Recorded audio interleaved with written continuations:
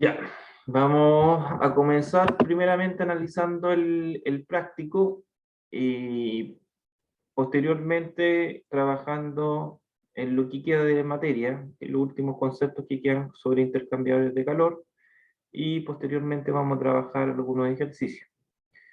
Los ejercicios de intercambiadores de calor requieren varias tablas, así que vamos a ir trabajando con varias tablas en, en, in situ. Ya vamos a trabajar de forma paralela con varias tablas, donde vamos a tener que buscar parte de la información de acuerdo al enunciado.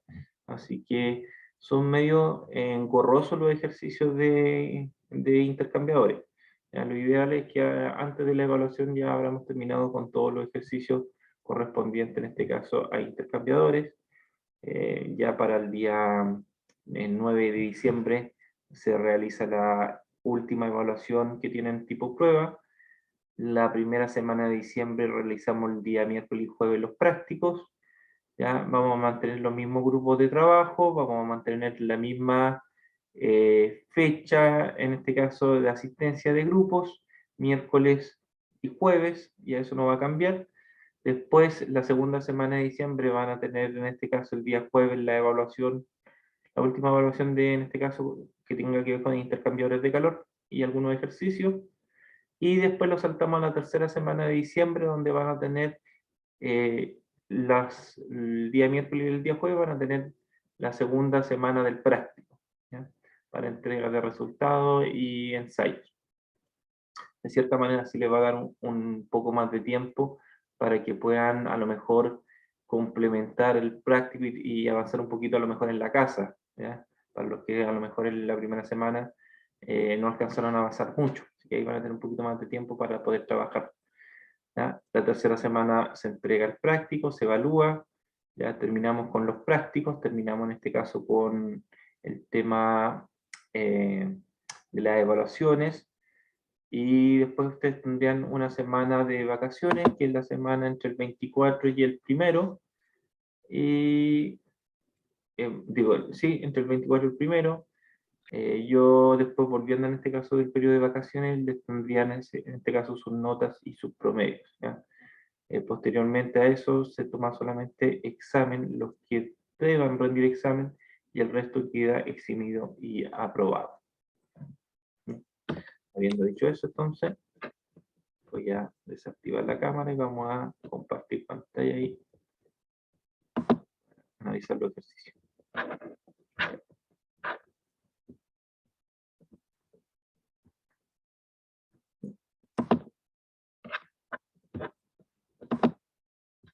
Acá, el primer ejercicio o la primera pregunta era bien sencilla. Les mostraban una imagen de un tipo de intercambiador, ¿ya? Y tenían que ustedes determinar qué tipo de intercambiador era, ¿ya? Un intercambiador precalentador, un intercambiador de placas o intercambiador de tubos concéntricos, ¿ya?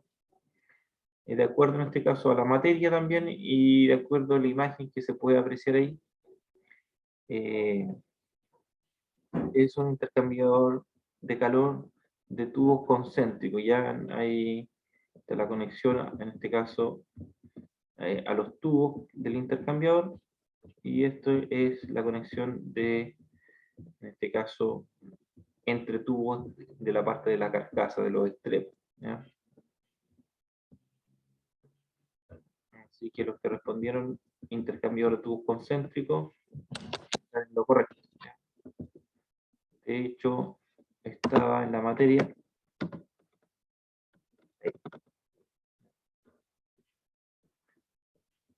Se puede observar el funcionamiento de un intercambiador de tubos concéntricos.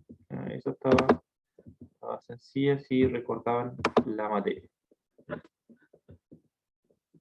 Obviamente se asume que ustedes no ven la materia para realizar el práctico. Se supone que aplican los conocimientos, ¿no?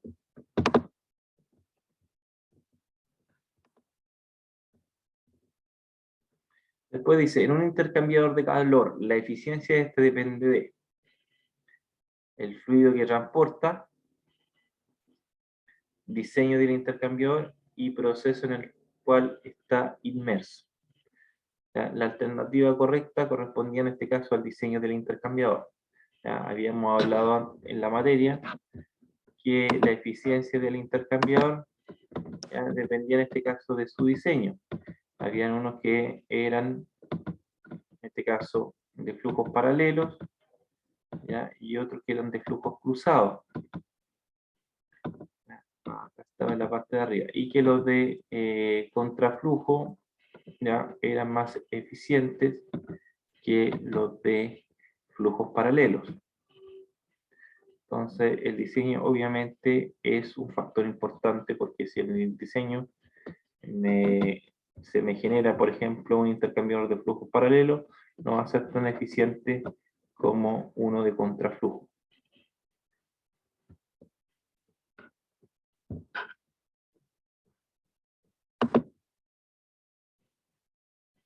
Acuérdense que el intercambiador de calor, lo que trata en este caso los dos fluidos, o el fluido y el gas, que se encuentran de cierta manera en contacto dentro del intercambiador. En contacto, ¿por qué? Porque se juntan en el mismo, en este caso, intercambiador, pero no es que se mezclen.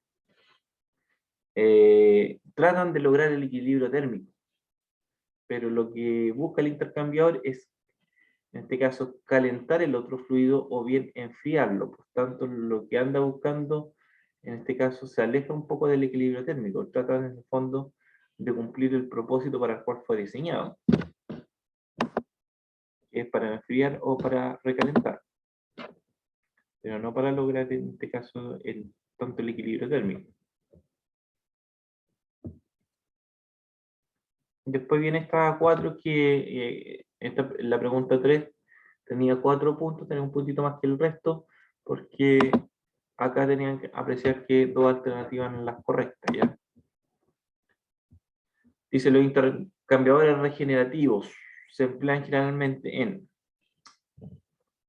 sistemas de alta temperatura. Sí, es lo correcto. Se emplean generalmente en sistemas de alta temperatura porque están constantemente, como su nombre dice, regenerando y trabajando con el fluido en un circuito. Por tanto, siempre están trabajando en alta temperatura.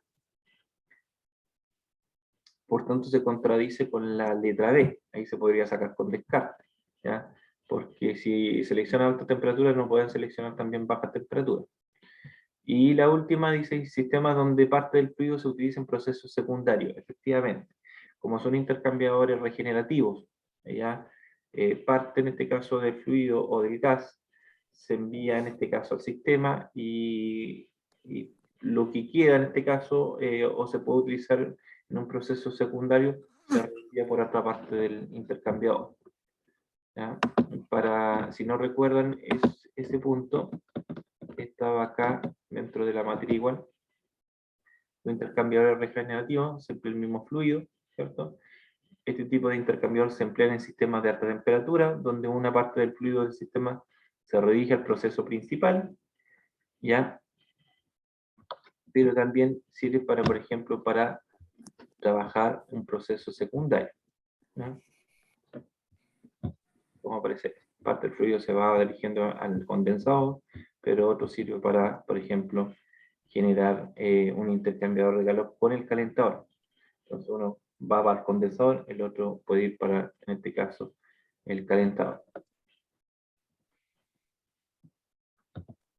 Obviamente siempre se necesita un equipo como una bomba o una turbina que impulse también el fluido.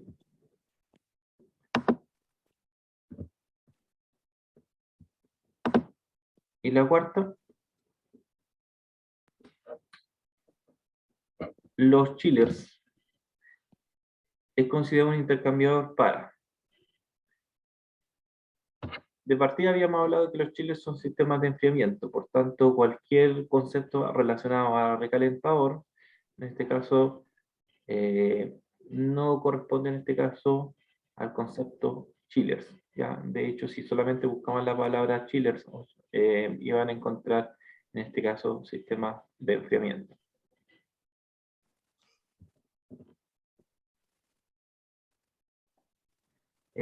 Al generar vapor saturado o vapor sobrecalentado, lo que estamos haciendo, estamos generando un proceso de aumento de temperatura, ¿ya? Por tanto, no es un sistema de enfriamiento, sino que estos tres hacen énfasis a sistemas de calentamiento o recalentamiento. En cambio, la única alternativa que hacía énfasis al sistema de enfriamiento era la letra B. Así que lo que contestaron la B también está en lo correcto, ¿no?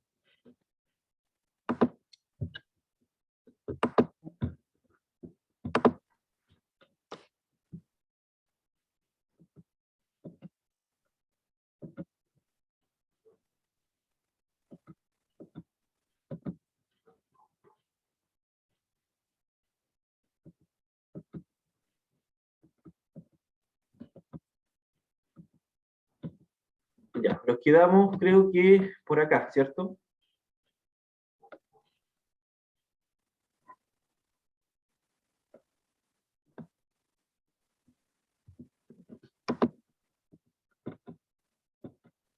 Creo que nos quedamos por ahí en esta diapositiva.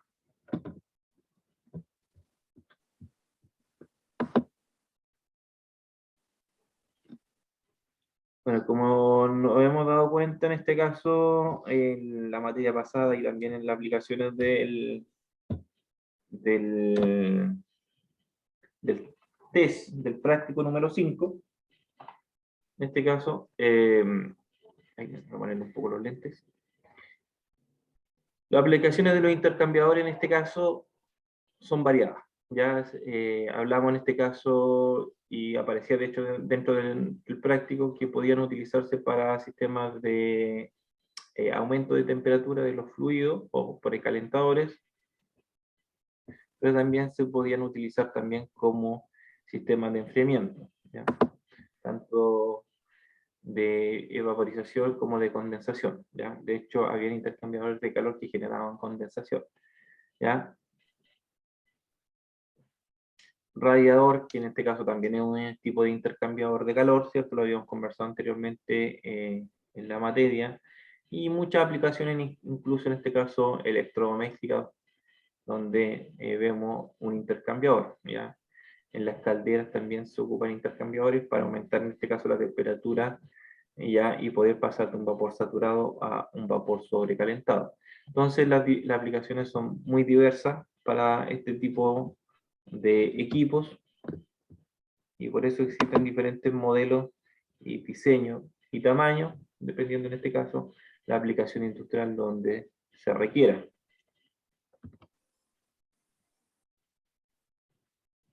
Por ejemplo, los precalentadores, podemos encontrar en este caso precalentadores en varias instalaciones, generalmente para preparar la temperatura ya de camisa de los motores principales para reducir el choque térmico, ¿ya?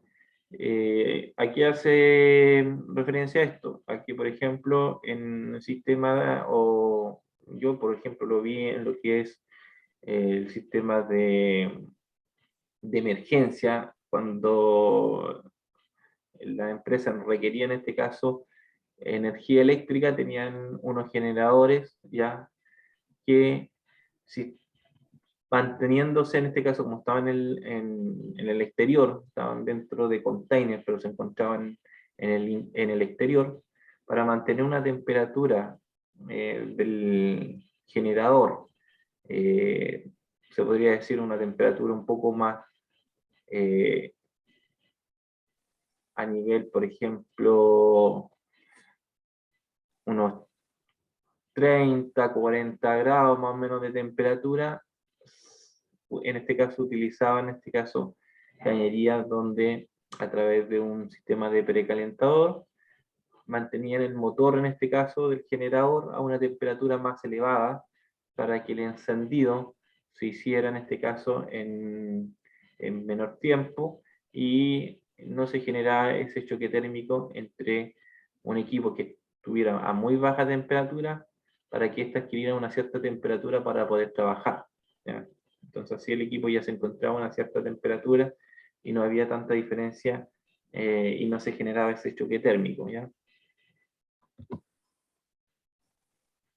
También existen precalentadores eléctricos, como el que se muestra ahí en la imagen, donde la resistencia eléctrica se sumerge en el fluido a calentar.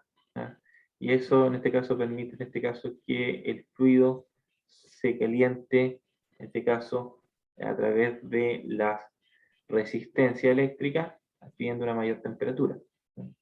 Este es uno, por ejemplo, de los intercambiadores que podemos fácilmente realizar en taller, ¿ya?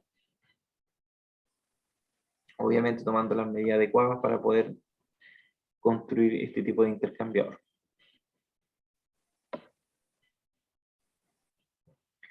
El radiador, en cambio, tiene el objetivo de transferir el calor, ¿cierto?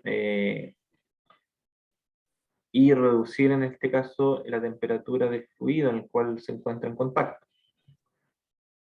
Como por ejemplo, el aceite que proviene de un motor, ¿ya? Y ya se encuentra, en este caso, a una cierta temperatura, poder, de cierta manera, enfriar ese aceite para poder volver a ser recirculado y pudiera trabajarse de nuevo en el mismo motor. En las empresas petroquímicas también existen, por ejemplo, sistemas de enfriamiento que para poder reutilizar los aceites, en este caso, que se utilizan en los sistemas mecánicos de los equipos, ¿ya? Pasa por un chiller que genera un sistema de enfriamiento del aceite para poder volver a ser utilizado, ¿ya?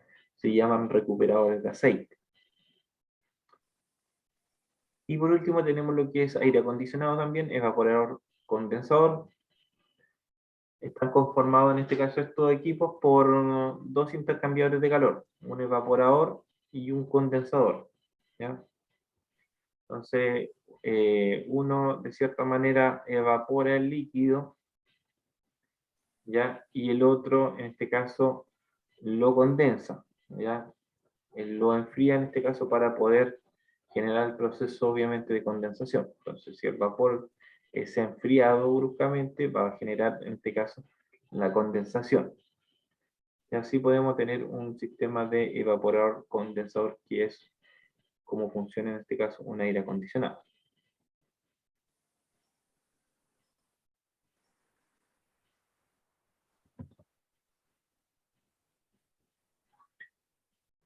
Y tenemos, por ejemplo, un evaporador condensador de agua dulce, ¿ya? Entonces, tienen dos intercambiadores, ahí se pueden ver los dos. En la parte baja del sistema se introduce el fluido a vaporizar, por ejemplo, agua de mar. Y en la parte, en este caso superior, en este caso condensa el fluido, en este caso resultante del agua de mar. Y ahí tenemos un tipo de evaporador condensador industrial.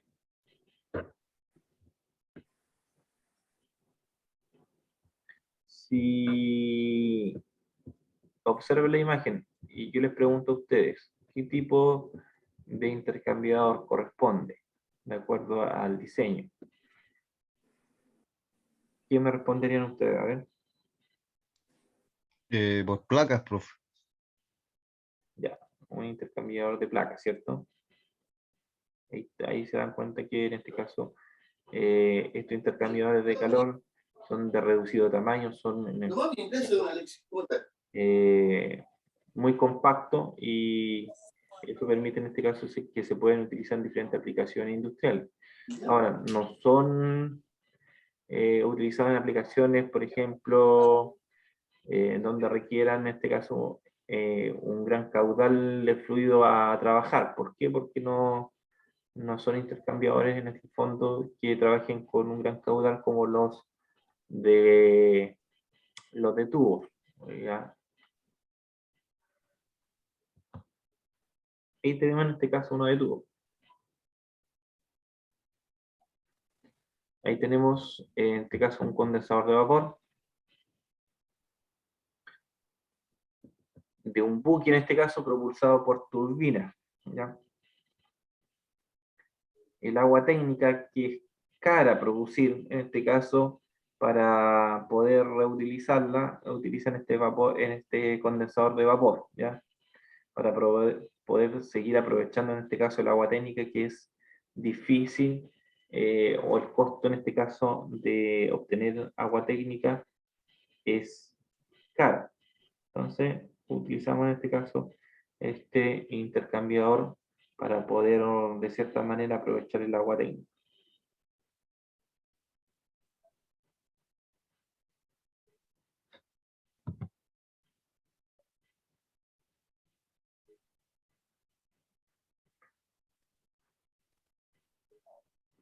En este caso acá hay un poco de información sobre el agua técnica. El agua técnica es de una calidad, en este caso, alta, que está libre de las sales, en este caso que podemos encontrar, en este caso, en el agua, aproximadamente de 0,5 partículas por millón, ¿ya?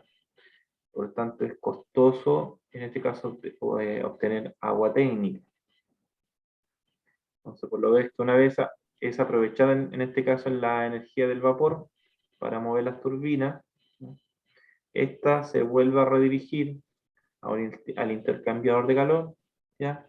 Para encargarse en este caso de, a ver, ¿de qué?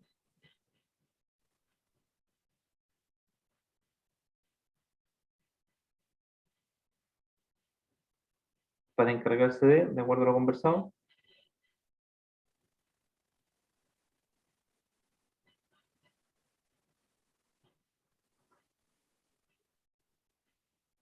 Aquí vamos a redirigir el agua técnica una vez pasada por las turbinas al intercambiador de vapor. ¿Cuál va a ser la función? ¿De qué se va a encargar este intercambiador de vapor?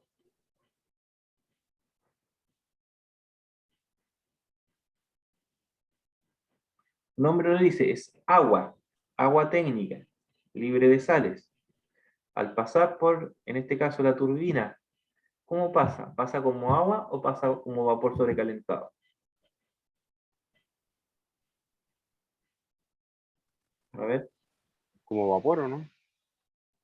como vapor, en este caso, sobrecalentado, ¿cierto? Entonces, ¿para qué lo dirigimos al intercambiador de vapor? Para que la transforme en agua. Excelente. Para condensarlo, ¿cierto? Para condensar ese vapor, en este caso, y volver a obtener líquido que se pueda reutilizar de nuevo en el proceso, ¿ya? Así generamos en este caso un sistema mucho más eficiente. No perdemos esa agua que es costosa, porque es un agua tratada, ¿ya? Una agua libre de sales, no es una... no podemos llegar y tomar, por ejemplo, el agua de mar e incorporarla a la caldera, porque tiene sales, ¿ya? Y eso obviamente me va a corroer todos los equipos y me va a dañar y me va a obstruir, en este caso, los intercambiadores. Me los va a corroer, no, se genera un problema ya muy grande, donde habría que andar haciéndole mantención y cambiando en este caso los tubos del intercambiador de calor de forma frecuente. Entonces se trata esa agua, se eliminan las sales, ¿ya? Y posteriormente se incorporan en este caso los intercambiadores para obtener en este caso vapor sobrecalentado. De vapor saturado en la caldera pasamos a un recalentador que es un intercambiador, el cual genera vapor sobrecalentado. Ese vapor sobrecalentado o vapor seco, que no tiene partículas de sal o casi no tiene, ya se envía a las turbinas. Si tuviera partículas de sal en mayor cantidad, me corroería en este caso los álabes de las turbinas. Entonces, lo enviamos a las turbinas generan la energía, ¿ya? Y ese vapor, para no perderlo, porque parte, en este caso, de la generación de energía, el vapor se pierde, pero otro se recupera. El que se recupera en el fondo se envía en este caso a estos intercambiadores para volver a generar, en este caso, condensado y volverlo a generar como líquido. Bien. Primer problema, vamos a empezar con un problema algo sencillito, que no necesitemos a lo mejor mucha información de tabla, pero en este caso, después vamos a ir obviamente con el segundo problema, haciendo en este caso uso de tabla y obviamente complicando en este caso los ejercicios. ¿Ya?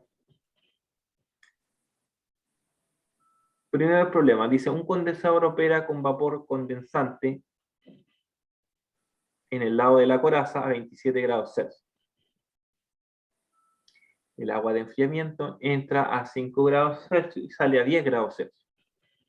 Dice, si el coeficiente total de transferencia de calor es de 5000 watts metro cuadrado grados Celsius, está en términos de área, no en términos de volumen, por si acaso.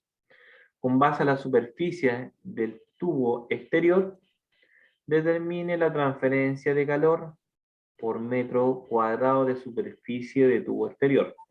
¿Ya? ¿Cuál es la transferencia de calor, ya, que se genera, ya, entre el tubo exterior y el vapor condensante que entra por la coraza? ¿Ya? Entonces, de cierta manera, la transferencia de calor por metro cuadrado de superficie debe ser mayor a la de transferencia de calor, en este caso, que es el coeficiente total de transferencia de calor. Debería ser mayor, ¿ya? Entonces, tenemos por una parte el agua que entra en este caso a una temperatura de 5 grados, al pasar en este caso, perdón, al pasar en este caso y estar en contacto con el otro fluido, aumenta en este caso su temperatura a 10. ¿Ya? Después dice, en este caso, el vapor condensante en el lado de coraza está a 27 grados Celsius. Esa es la temperatura en que se encuentra el vapor por el lado de la coraza. Entonces vamos a tener que trabajar alguna fórmula para este ejercicio. Vamos a conversar sobre, en este caso, la fórmula, pero vamos a trabajar después el ejercicio cuando se terminen los minutos, porque si no vamos a quedar, en este caso, se podría decir a medias con el concepto. ¿Ya? ¿Les parece? Ya, profe. Ya. Ahí tenemos en este caso la fórmula, el cual la vamos a trabajar posteriormente, donde en este caso tenemos la diferencia de temperatura, ¿ya? El cual, este no es un delta T común, ¿ya? Porque esto es el promedio de diferencia de temperatura, ¿ya? Entonces se obtiene a través de esta fórmula, ¿ya? Donde acá vamos a tener, por ejemplo, temperatura, en este caso, esto también es temperatura por si acaso, pero no sé si se han dado cuenta que, bueno, en el libro va a aparecer de esta forma, y en otros libros va a aparecer, en este caso, con otra nomenclatura, por si acaso, para que no se confundan después si lo llegan a ver, en este caso, con letras distintas, ¿no? Porque en el fondo le puede aparecer con una letra T igual, ¿ya? Le puede aparecer con la letra TC, ¿ya? Y igual que aparece, no sé si han visto en este caso el indicador de temperatura de un vehículo.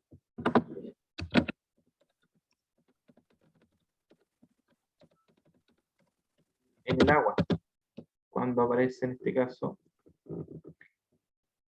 a ver si lo podemos mirar por una imagen para que lo recuerden.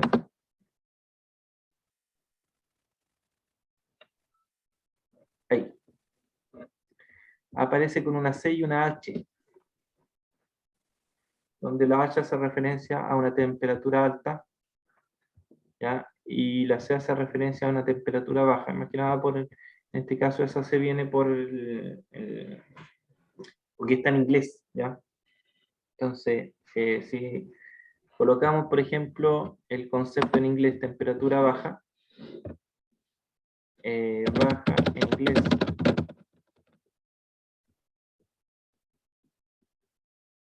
aparece como, bueno, yo no sé cómo es tan bueno para el inglés, Ya, ahí. Calm down. Calm down. Ella, que hace referencia a la C, a la TC. Y la TH, ya se habrán dado cuenta que hace referencia en este caso a high, ya, de alta. Entonces, en algunos libros lo pueden encontrar como TH menos TC, por si acaso. Acá lo mismo, ya, TH partido en este caso por TC. Pero para que tengan en cuenta que estos son temperaturas. Temperatura alta y temperatura baja. ¿Ya? ¿Estamos claros? Que puede aparecer de las dos formas, es la misma fórmula. ¿Ya? El mismo procedimiento. ¿Ya? Entonces, el delta Tm es la diferencia promedio de temperatura, en este caso, entre la temperatura alta y la temperatura baja del sistema. A, basta decir que es el área, y Q es la energía, en este caso, que se genera. En este caso vendríamos siendo la transferencia de calor para, en este caso, el intercambiador. ¿Ya? Ahora, nos dan el delta T, o se podría decir, nos dan las temperaturas para obtener el delta T. ¿Ya? El área nos piden por metro cuadrado, así que en el fondo el área va a tomar el valor de 1, porque lo están pidiendo por metro cuadrado, no lo están pidiendo cada 5 o por lo menos cada 5 metros cuadrados, lo están diciendo por metro cuadrado. ¿Ya? Así que ahí vamos a tener que, en este caso, para este ejercicio, por lo menos darle solamente el valor de 1, ¿ya? Pero en otro ejercicio a lo mejor va a tomar otro valor. Y U es el coeficiente, en este caso, de transferencia, ya, de calor. El coeficiente de transferencia de calor en este caso siempre va a aparecer en watt metro cuadrado. ¿Ya? Por tanto, acá el coeficiente de transferencia de calor ya no las entrega. El coeficiente total de transferencia de calor es de 5000 watts metro cuadrado grados Celsius. Por tanto, este valor vendría siendo el valor de nuestra U. Entonces, si tenemos el U, el A, que vendría siendo 1 porque lo están pidiendo por metro cuadrado, y el delta T, que es la diferencia promedio de temperatura alta y baja, que nos dan la temperatura alta y baja, tenemos que calcularla. ¿Ya? ¿Cuál es lo que nos están pidiendo en el fondo entonces?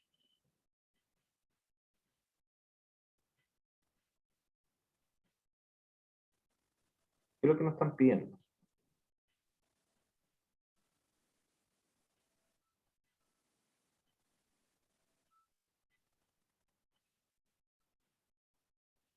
A ver, antes de terminar con la idea para que se termine el tiempo.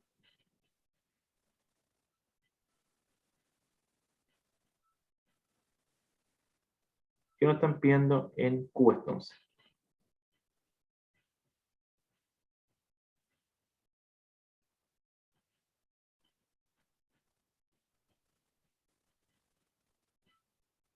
¿Qué vendría siendo el Q?